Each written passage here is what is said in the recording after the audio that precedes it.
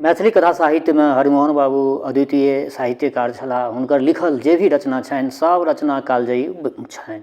तो आई कथा साहित्य में साहित्यिक कथा यात्रा में आई हरिमोहन बाबू सूत्रधार छथि आ हुनकर चरचरी से एक रचना युगक धर्म अहाँ सबके समक्ष राखि रहल छी। बेस लेल जाओ आजू की कथा। महेश बाबू ओ कन्या साक्षात लक्ष्मी थी। देखबा में दुर्गा के मूर्ति, शील स्वभाव में गंगा, भोजन करवा में अन्नपूर्णा। कहाँ धरि वर्णन करू। भोरे उठि फूल तोड़ैत अछि, गोसाउनी के शीर्ष नीपैत अछि, अर्घा सराय मजैत अछि, स्नान कऽ भगवती के पूजा करैत अछि। ई सब कार्य सूर्योदय से पहिने कऽ लैत अछि। कियाक न हो, वंश केहन छै, एक पक्ष से कछुआ पैंज, दोसर पक्ष से नरहा पैंज। दुर्गा पाठ जे करैत अछि से आहा की शुद्ध शुद्ध पवित्र उच्चारण जे सुनते रही। राति में रामायण महाभारत पढ़ि के आंगन में सुनबैत अछि आ ताई पर विनीत तेहन जे बिना माय पितियन के पैर दबौने कहियो सुतैत नहीं है। सलज तेहन जे बापो से भरि मुँह नहीं बजैत अछि। महेश बाबू ओहन कन्या विश्व में दुर्लभ अछि। यदि ओ अहाँके घर में आबि जाए तो अपन भाग्य बुझू। एतबा कहि के पंडित चतुरानंद झा महेश बाबू के मुखाकृति लक्ष्य करय लगला जे एहि बातक केहन प्रभाव हुनका पर पड़लनि अछि। परंच महेश बाबू पूर्ववत सिगरेटक धुआं उड़बैत रहला। पुनः हाथक घड़ी देख बजला, पंडित जी अब टेनिस का टाइम हो गया है, अच्छा नमस्ते।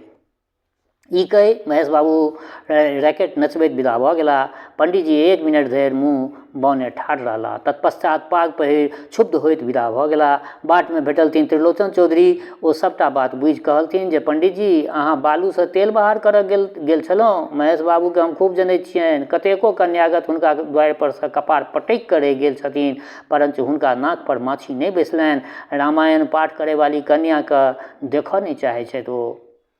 ओ अपना के दासी कहि के स्वामी के चिट्ठी लिखैत अछि, तकरा ओ पशुतुल्य बुझैत छथि। ओ गोली लगा के मरि जेता से बड़ू कबूल, किंतु ओहन कन्या से विवाह कथमपि नहीं करता। अहाँ व्यर्थे दुर्गा पाठक नाम कहि के हुनका और हरका देलियनि। आब ओ कथा कथमपि अहाँ से संभव नहीं हैत। पंडित जी अपन कपार ठोकैत बजला, ई हुनकर बुद्धिक दोष कहू किंबा हमर कर्मक दोष कहू। जखन एहन सर्वगुण संपन्न कुलीन कन्या हुनका पसीन नहीं, तहन केहन कन्या से विवाह करऽ चाहै छथि।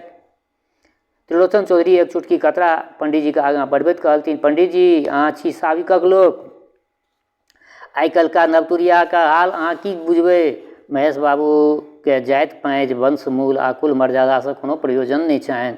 हुनका केवल अंग्रेजी पढ़ल कन्या चाहियनि। इंग्लिशे में गाड़ियों पढ़तनि से हुनका पसीन पड़तनि, परंतु संस्कृत में स्तोत्रों पढ़े वाली नहीं पसीन पड़तनि। से एकटा लड़की मिस नरगिस झा के नाम से BSc के रिजल्ट देखने छथिन, ताही पर ओ डोलल छथि। कन्या का बाप नहीं छै आ माय, तदुपरांत कन्या के बाप नहीं छै और माय। तदुपरांत चौधरी जी बड़ी काल धरि पंडित जी के कान में सब फुसफुसा के कहैत रहलथिन।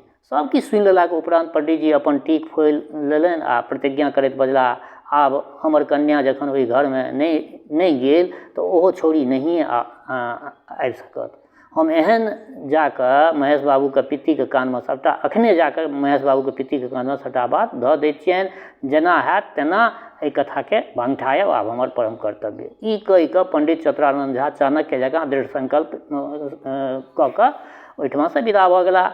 महेश बाबू कतहु जयबाक हेतु सूट बूट लगबै छलाह ता हुनक पित्ती आबि कऽ कहलथिन जे महेश तोरा से किछु गप करबाक अछि। महेश बैस गेला। पित्ती कहऽ लगलथिन, देखा आब तोरा बापक स्थान पर हमही छियौ। भौजी ई सेहनता मन में नेने गेली जे पुतोह के मुँह देखी। तो आब डॉक्टरी पास केला, घर बसायब जरूरी छौ, तखन जेहन उच्च कुलक तो थिक से तो जानते छहक। महेश बाबू टोकैत कहलथिन, चाचा साहब जरा मुख्तसर से कहिए, मुझे अभी एक लड़की को देखने जाना है।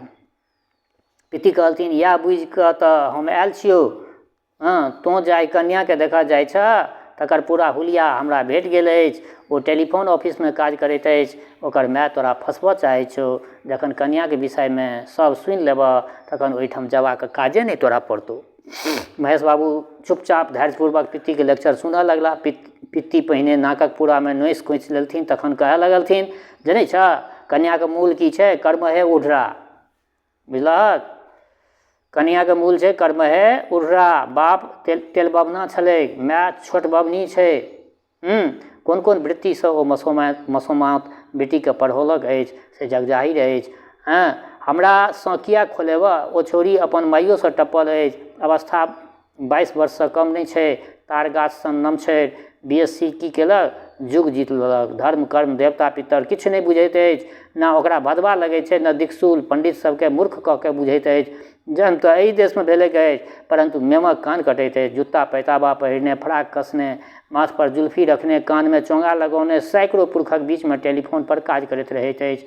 ओकरा छुआछूतीके एको रत्ती विचार नहि छै। क्रिश्चियन लड़कीके बीचमे रहैत अछि, ओकरा संग खाइत पीबैत अछि, सिगरेट पीबैत अछि। कनेक अंग्रेजी गिटपिट करऽ आबि गेल छै से ओ अपना शानमे ककरो गुदैनते नहि छै। घंटो घंटो फैशन बदलत, कखन साड़ीमे, कखन सलवारमे, कखन गाउनमे।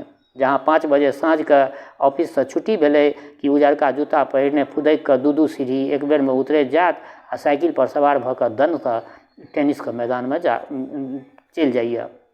सुनै छियै जे 12 बजे राति धरि ओ क्लबमे डांस करैत अछि। हौ लाज लिहाज तऽ एको रत्ती छैहे नहि। कतेक यार दोस्तक संग पार्टीमे जाइत अछि, सिनेमा देखैत अछि, तकर कोनो ठेकाना नहि। मायके खुशी होइत छै जे वाह हमर बेटी खूब कमाइत अछि। कहाँ धरि कहियौ ओ लड़की सबटा धाक संकोच घोरि कऽ पीब गेल छै। निर्लज तेहन जे जंघिया पहिर कऽ पोखरिमे हेल जाइत अछि। बुझलहक? 10 टा छौड़ा आगाँ पाछाँ घेरने रहै छै। एहन हरा शंखनी जँ घरमे आबि गेल तऽ घरक सत्यानाशे बुझऽ। तोरा 1 सँ 1 कुलीन कन्या भेट जेतौ। और ओकरामे की छै? ओकर माय की एको छदाम तोरा देतौ, बल्कि तोरे चूसि लेतौ। ऊपरसँ पाउडर पोतने रहैत अछि ताहि पर तऽ छौड़ी शानसँ फाटल जाइत अछि। कतहु मेम जकाँ गोरि रहै छै, नहि जानि की करत। एको घड़ी संच मंच नहि, सदिखन बुट्टी बुट्टी चमकैत रहैत छै। एहन कन्यासँ की घर चलि सकै छै? हौ अंग्रेजी नॉवेल पढ़तौ, सिनेमा देखतौ, पियानो बजेतौ, डांस करतौ। ओहन लड़की देबब हाथी पोसब ठीक, तैँ लए कऽ हम मना करबौ। पित्ती कहलकै महेश बाबूके। मासमे सैकड़ों रुपया स्नो पाउडर, सेंट पाउडर, साया ब्रेसरी सबमे उड़ा देतौ। महेश बाबू बेसी नहीं सुन सकला। पूछलथिन जे चाचा जी आपने जो कहा क्या ये सब सच है? पित्ती दक्षिण मुँह भऽ कऽ कहलथिन जे हम वंशधरमे छी, जो एको गो बात फूसि कहने होइयौ। ओ सब तेहन मायाविनी अछि जे 2 मिनटमे लोकके मोहि लै छै। तोहूँ जेबह तऽ तेनाहिए बतियेतौ, तेना मुस्कुरेतौ जे निश्चय जालमे तू फँसि जेबह। ई तऽ रक्ष रहल जे हमरा एन मौका पर पता लागि गेल। पहिने महेश बाबू अपना पित्तीके पैर पर खसि पड़ला। पित्ती गदगद होइत कहलखिन, ई भगवानक कृपा थी जे तोरा अंतमे सद्बुद्धि भऽ गेलो। आब तऽ ओहि लड़कीके देखबाक हेतु पटना नहीं ने जेबह? महेश बाबू पैर देने कहलथिन, नहीं चाचा जी, अब उसे देखने की कोई जरूरत ही नहीं रही। पित्ती अपना भातिजके कंठ लगा लेलकनि। बजला, फेर तऽ योग्यक संतान न छ। महादेव झाके सोनित, अपना वंशक सोनित, अपन वंशक मर्यादा कहियो छूटि सकैत अछि? हम आइए दुनू माय धीके तेहन कड़ा जवाब पठा दै छियै जे फेर तोरा फुसियाबैके साहस नहीं कर सकतौ। महेश बाबू कहलथिन, चाचा जी आप गलत समझे। अभी तक मुझे डिटेल नहीं मालूम था, मगर आपने जो डिस्क्रिप्शन दिया है उसे सुनकर अब मैं 1 मिनट भी देर नहीं करना चाहता। अगर उसका आधा क्वालिफिकेशन भी लड़की में मौजूद हो तो मैं अपने को लक्की समझूंगा। मैं फ़ौरन टेलीग्राम भेज रहा हूँ कि मैं मैरिज करने के लिए उसी लड़की से तैयार हूँ। चाचा जी इसका क्रेडिट आपको ही है। ई कहि कऽ महेश बाबू अपना पित्तीसँ लपटि गेला। पित्ती विस्मय भऽ अवाक भए कऽ हुनकर मुँह देखऽ लगलथिन। तऽ श्रोतागण, आइ युगक धर्म एकटा प्रासंगिक कथा कहि सकै छी। बहुत पहिने लिखने छलखिन, चरचरीमे ई रचना लिखल छलै। अहाँ सबके समक्ष रखलहुँ हँ। अपन प्रतिक्रिया जरूर राखब। अंतमे जगदम्बा कृपा सब पर बनल रहै। शुभकामनाक संग जय मिथिला, जय मैथिली।